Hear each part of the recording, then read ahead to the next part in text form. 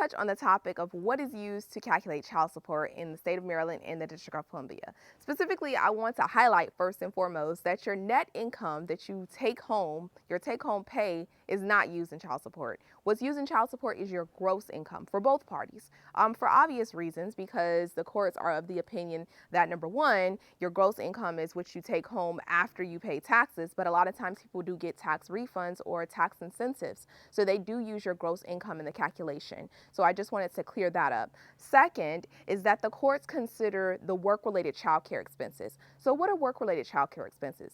Those are those expenses you incur from having a job and having a child. So if you have to take them to before care, after care, you have a nanny, you have a babysitter when you get off work who helps with homework until you get home from work, those are things that the courts will allow you to put into the calculator for purposes of calculating the child support.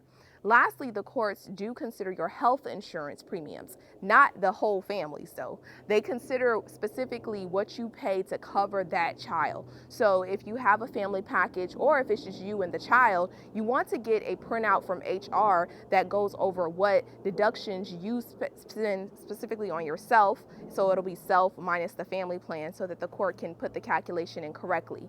Lastly, and in some instances, depending on if you guys live about a 30-mile radius from each other, the courts may give you calculations or add into the calculation the transportation expenses you incur for traveling back and forth for visits to see the child. I just wanted to give you guys that tidbit because a lot of people think that my house expenses, my light bill, my phone bill, the grocery bill that I pay for this child are all things that the courts consider, and it's just not. They have a very finite number of things they put into the calculation. They take both of your gross incomes and the number of times or number of overnights you have with the child and the other things that I mentioned in this video, and they come up with a child support number.